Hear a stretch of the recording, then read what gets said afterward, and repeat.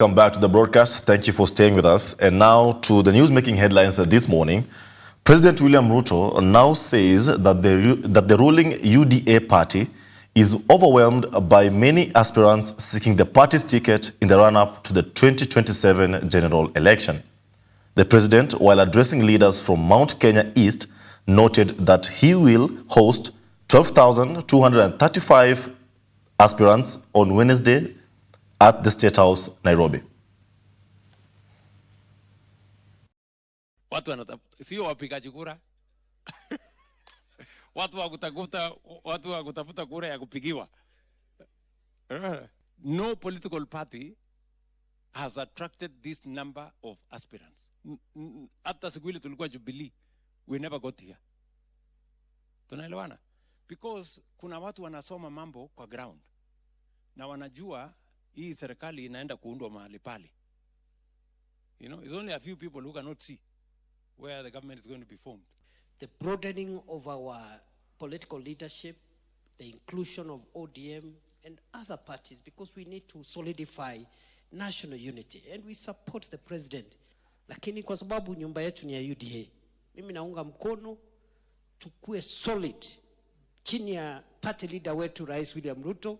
Your Excellency, na sisi ODM ikijipanga kuungana na wewe, sisi tukiwa community ya Meru lazima tukushike mkono katika chama ya UDA so that you can be as strong as the ODM.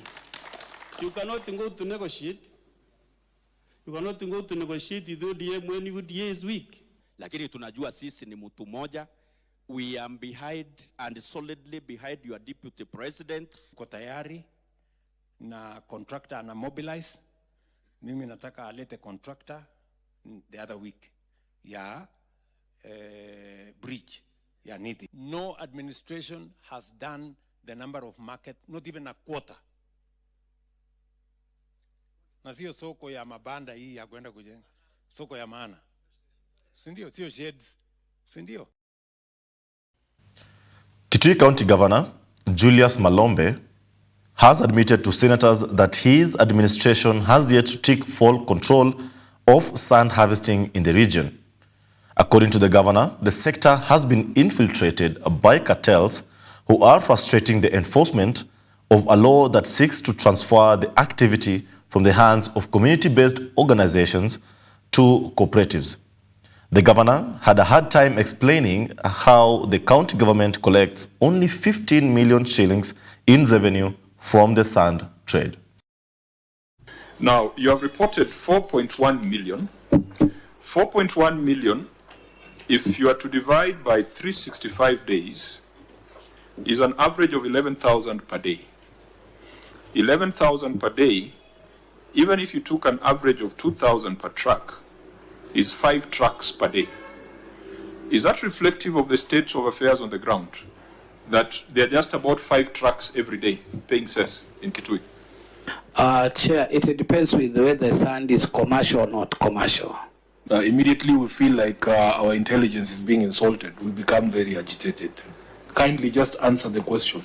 You are the ones who have given us these figures. Is it feasible that really in a day in Kitui that there are 5 trucks only that pay cess for sand? The answer is a straightforward no. More than 70% of the sand that was used to build this building came from Kitui County. So we are building cities with our sand. We are not getting a single cent as a county from that sand. And most worrying is that we are turning rivers, and I say the governor can correct me if I'm wrong, we are turning our county into a desert with every truck that ferries that sand. What's coming out is there's a feeling from the members of the committee that there could be a cartel in Kitui County that is either collecting cess and not reporting or not collecting cess at all. I won't deny that there are cartels. First of all, depending how we define a cartel in this particular instance. But if cartel means people who are doing business which is not regulated and who make sure there is no law and order. Previously, yes, there are cartels, but I can tell you they are on the run. Other news. Busia Governor Paul Otuoma was on Tuesday grilled by the Ethics and Anti-Corruption Commission, EACC, over a 1.4 billion shillings tender fraud in the county. The investigation is based on numerous reports from members of the public and the Senate regarding entrenched corruption and theft of public funds by Busia County public officials, largely through revenue diversion and irregular procurement processes.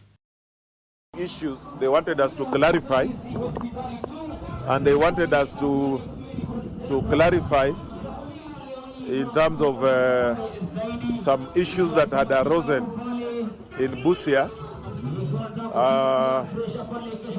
on issues of, trailer parks, on issues to do with procurements. I wish to confirm that he was summoned to our office today at the Bungoma office, where he is appearing to record a statement.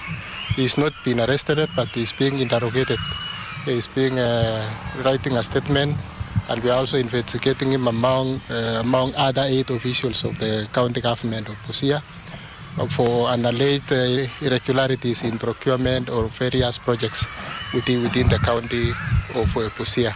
So that as an investigative body, they'll be able to look into it and be conclusive. Some matters are not new, they are already in public domain. Some are already in the Senate through the Auditor General's reports. Some, we have been taken to court. Some are litigations in court. So these are already matters before the public. I think that is being very unfair to them, because as I told you, there are hundreds and hundreds of files here going all the way back to 2013. And I'm sure they will be in a better position to give you those answers. Because as I told you, some of matters are going back to 2013 up to current.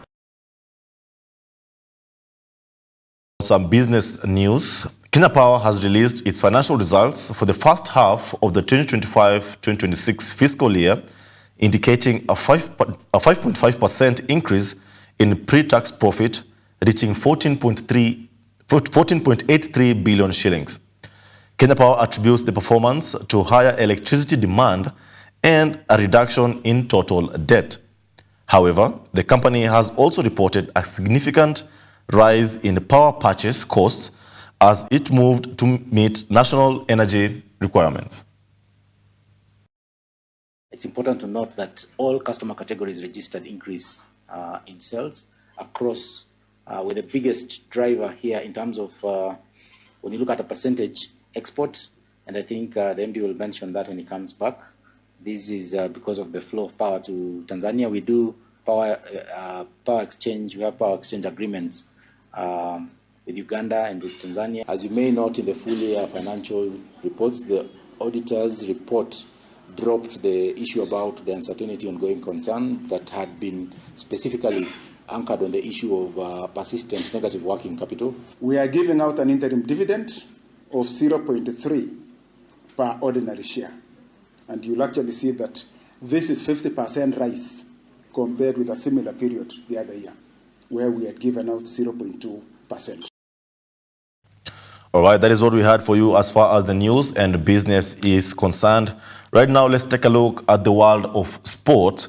The national under-20 women's football team, the Rising Starlets, have continued intensifying preparations for their World Cup qualifier against Tanzania. The technical team have reduced the number of players at the camp from 60 to 32 and is expected to reduce the number further to 23 ahead of the two-legged fixture. The match that will be played at the Ulinzi Sports Complex on Saturday afternoon.